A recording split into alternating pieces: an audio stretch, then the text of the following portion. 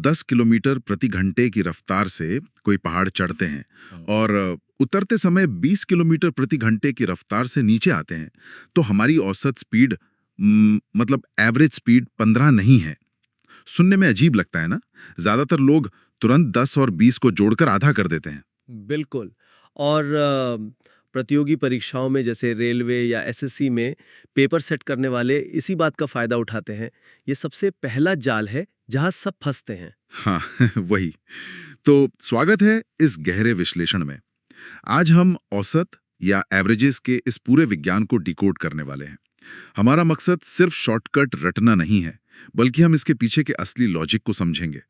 क्योंकि मतलब जब हम सिर्फ रटने पे फोकस करते हैं ना, तो एग्जाम के दबाव में एक भी नंबर बदलने पर सब क्रैश हो जाता है। एकदम सही बात है। आज की चर्चा का मुख्य लक्ष्य यही है कि हम एवरेजेस के कॉन्सेप्ट्स को बिना रटे समझें। हम सिर्फ क्या नहीं बल्कि क्यों पर भी फोकस करेंगे। अगर फाउंडेशन मजबूत है तो एग्जाम में धोखा खाने का सवाल ही नहीं उठता। बिल्कुल सही कहा आपने। तो चलिए शुरू करते हैं। Now we are on slide 1। यहाँ टाइटल है मास्टरिंग एवरेजेस और कंप्लीट चैप्टर कवरेज। मुझे यहाँ 3 आइकन्स दिख रहे हैं। एक स्टॉप वॉच है, एक कैलेंडर है और एक बार चार्ट है जिसकी लाइन ऊपर जा रही है और नीचे लिखा है 100% कॉन्सेप्ट प्लस शॉर्टकट ट्रिक्स। तो इनका क्या मतलब है? क्या सिर्फ शॉर्टकट काफी नहीं है? देखिए, शॉर्टकट अकेले काम नहीं आते। इन आइकन्स का एक खास मतलब है। स्टॉप वॉच का मतलब है स्पीड और टाइम मैनेजमेंट।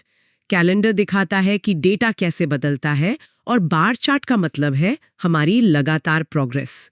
बिना कॉन्सेप्ट के शॉर्टकट्स एग्जाम के प्रेशर में एकदम भूल जाते हैं।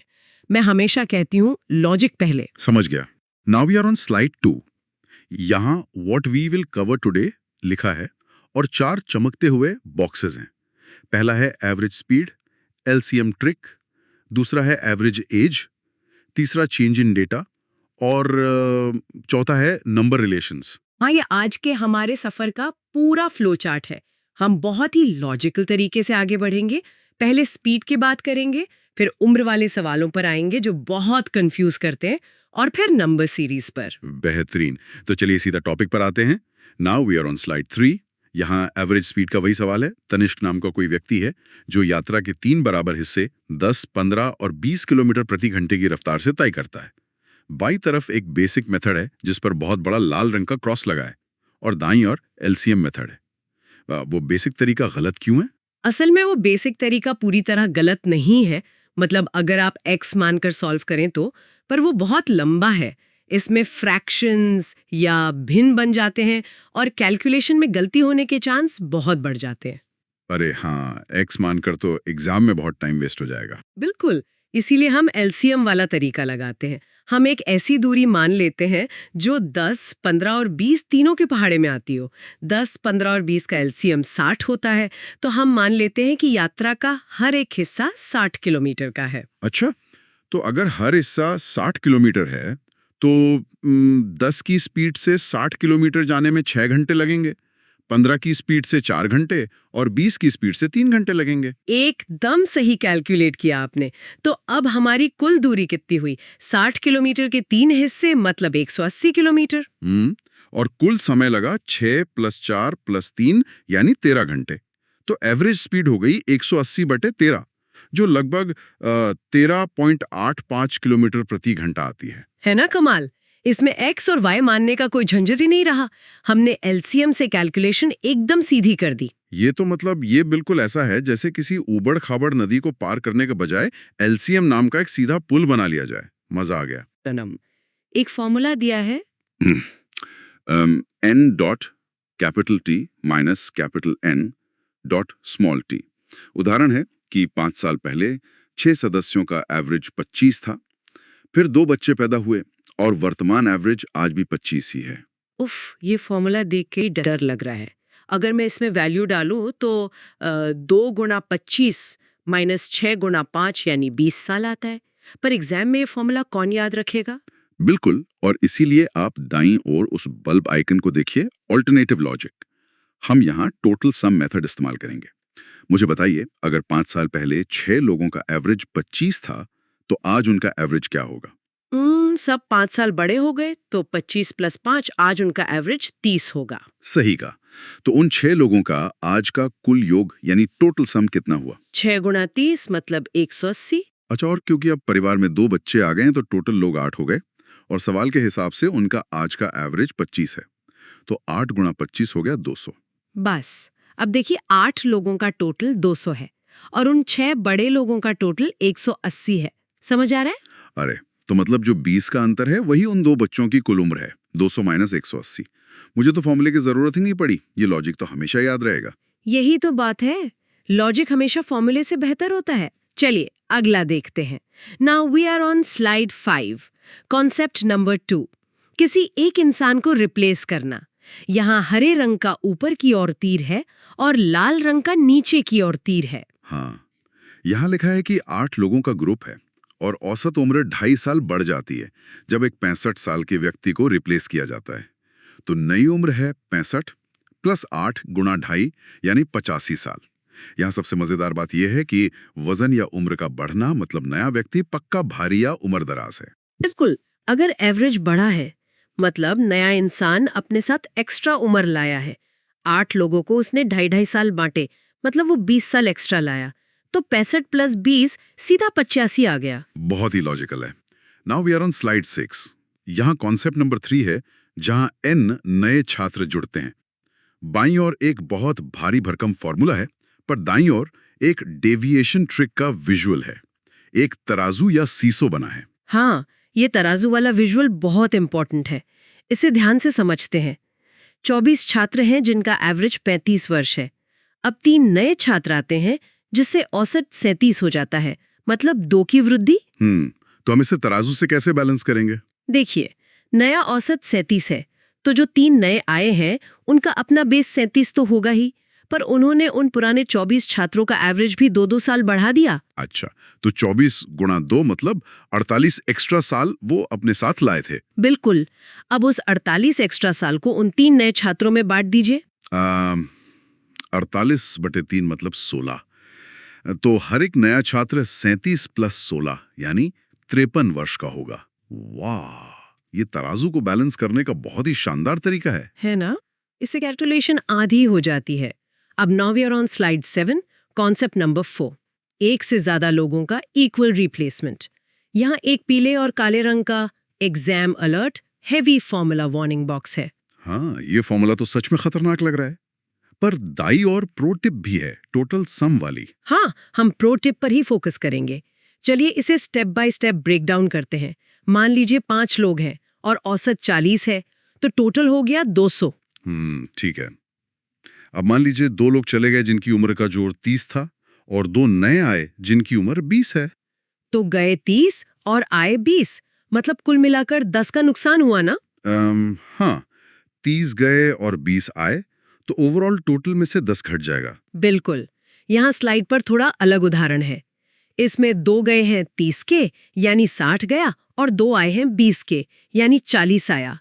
तो 60 गया और 40 आया मतलब 20 कम हो गया। अच्छा। तो पुराना टोटल 200 था, उसमें से 20 कम किया तो नया टोटल 180 रह गया। और लोग तो अभी भी 5 ही हैं, तो नया एवरेज हो गया 180/5 यानी 36। एकदम परफेक्ट, बिना किसी भारी फॉर्मूला के। अब देखते हैं, now we are on slide 8, concept number 5, एक मेंबर को रिप्लेस करने का जनरल रूल। यहाँ फॉर्मूला है नए मेंबर की उम्र बराबर पुराने मेंबर की उम्र प्लस XN।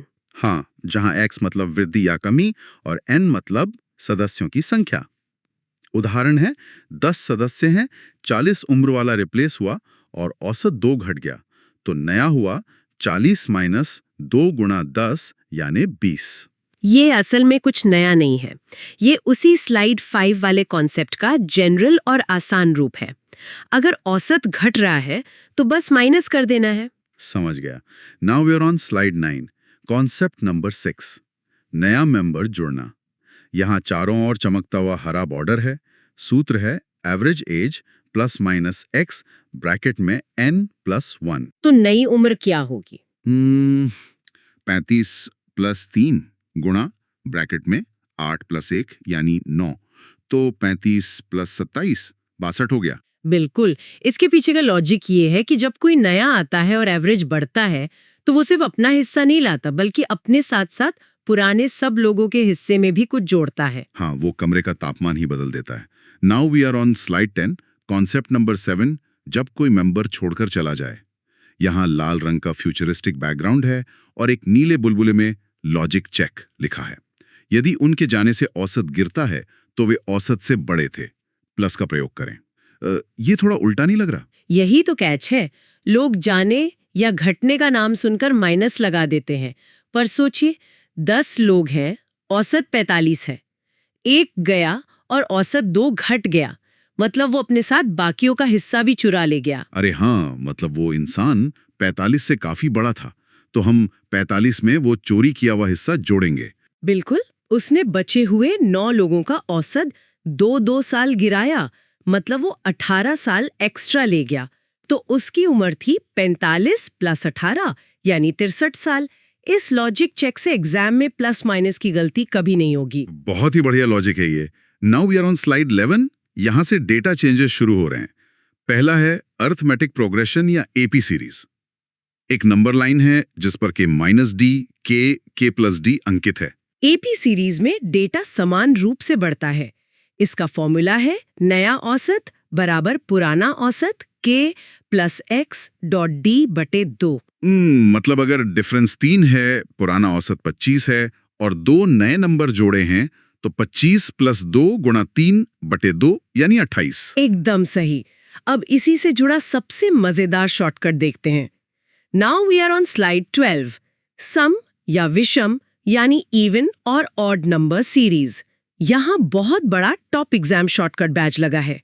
सूत्र है new average equals to k ± x। अरे ये तो सबसे आसान लग रहा है, मतलब कुछ गुणा भाग नहीं। नंबर के बीच 2 का डिफरेंस होता है, तो जो पिछला फॉर्मूला था उसमें d/2 वाला हिस्सा कट जाता है, सिर्फ x बचता है। मतलब अगर एवरेज 6 है और 3 आगे के नंबर जोड़े गए तो नया एवरेज सीधा 6 + 3 यानी 9 हो जाएगा। वाह, ये तो एग्जाम के लिए सच में बहुत इंपॉर्टेंट है। बिल्कुल, सेकंड्स में सॉल्व होता है। Now we are on slide 13, data changes 3, लगातार प्राकृतिक संख्याएं या कंसेक्यूटिव नेचुरल नंबर्स। यहाँ सूत्र है k ± x/2।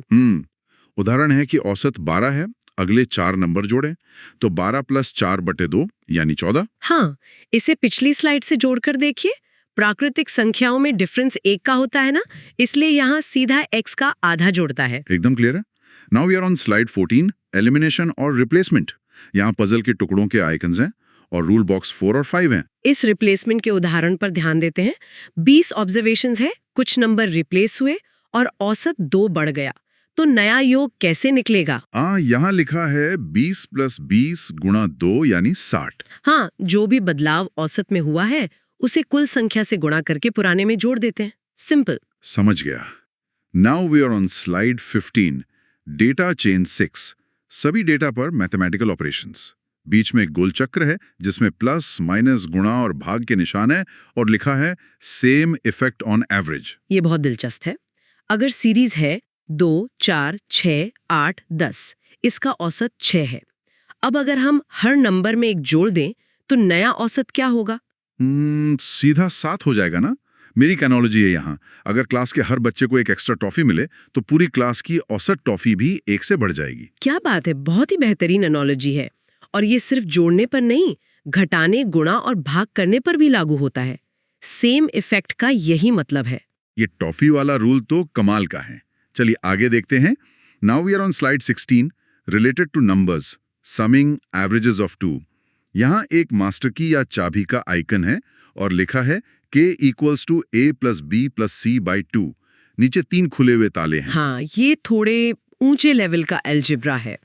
इसमें 3 समीकरणों को जोड़कर एक मास्टर की बनती है। पहली संख्या होती है 2a - k, दूसरी 2b - k और तीसरी 2c - k। मतलब अगर एग्जाम में ऐसा सवाल आए जहां जोड़ों का औसत दिया हो तो ये मास्टर की सीधे ताला खोल देगी। बिल्कुल। अब देखिए, now we are on slide 17, rapid fire revision, the master formula matrix. दाईं ओर कैमरे का आइकन है और लिखा है स्क्रीनशॉट दिस। अरे वाह, तो कुल मिलाकर ये स्लाइड इस पूरे चैप्टर का बाप है। सारे फॉर्मूले और की नोट्स एक ही टेबल में हैं। हाँ, एग्जाम से एक दिन पहले रिवीजन के लिए सिर्फ ये स्लाइड काफी है। इसमें सब कुछ समराइज्ड है। चलिए, अब टेस्ट की बारी है। Now we are on slide 18, test your knowledge, MCQs. ऊपर 1 मिनट 59 सेकंड का टाइमर चल रहा है। पहला उम्र वाला सवाल है और दूसरा विषम संख्या वाला। मैंने सॉल्व करके दिखाती हूँ। पहले सवाल में वही टोटल सम लॉजिक लगाएंगे तो आंसर 56 आएगा। और दूसरे सवाल में विषम संख्या में हमने सीखा था कि k + x होता है तो सीधा 29 आंसर आ जाएगा। मतलब सच में सिर्फ कुछ ही सेकंड्स लगे। Now we are on slide 19, timer अब 45 सेकंड पर आ गया है। सवाल 3 वजन रिप्लेसमेंट का है और चौथा मैथ ऑपरेशन का है। जल्दी करना होगा। घबराइए मत। तीसरे सवाल में तराजू वाला लॉजिक लगाएंगे तो वजन सीधा 77 किलो आ जाएगा। और चौथे में हमने सीखा था सेम इफेक्ट। पुराना औसत 45 था, सबको 2 से गुणा किया और 5 जोड़ा तो 45 × 2 + 5 यानी 95। एकदम शांति से सॉल्व हो गया। वाह, बिना घबराए काम हो गया। Now we are on slide 20, आखिरी स्लाइड।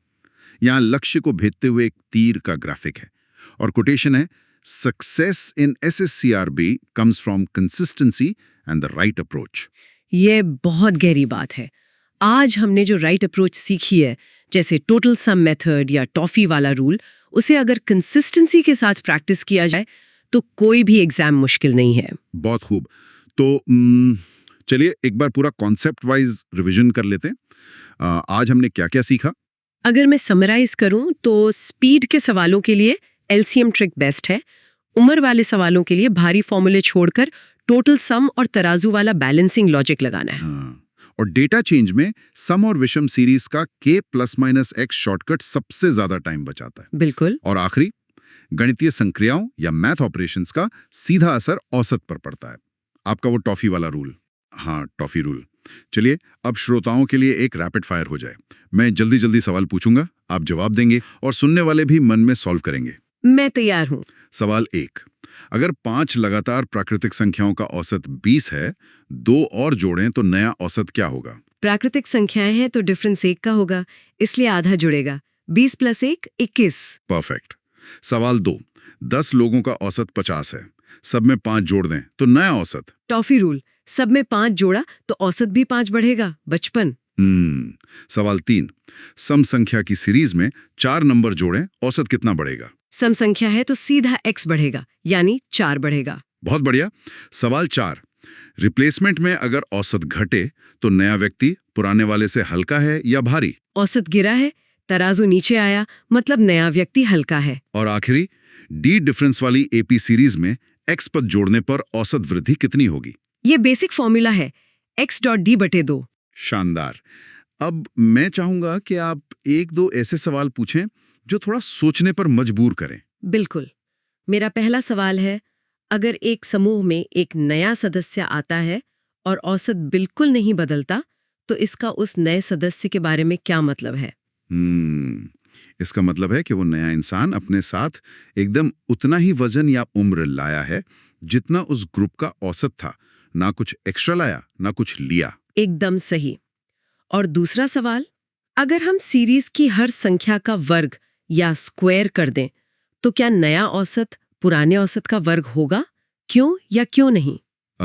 टॉफी रूल के हिसाब से तो होना चाहिए, पर नहीं, टॉफी रूल सिर्फ लीनियर ऑपरेशंस पर लगता है। प्लस माइनस गुणा भाग। वर्ग करना नॉन लीनियर है, इससे संख्याओं के बीच की दूरी बदल जाती है, तो ये नियम यहाँ काम नहीं करेगा। अरे हाँ, ये बहुत बड़ा ट्रैप है, हमें इसका ध्यान रखना होगा। बिल्कुल। तो आज की इस गहन चर्चा को हम यहीं आखिरी मोड़ पर लाते हैं। हमने जो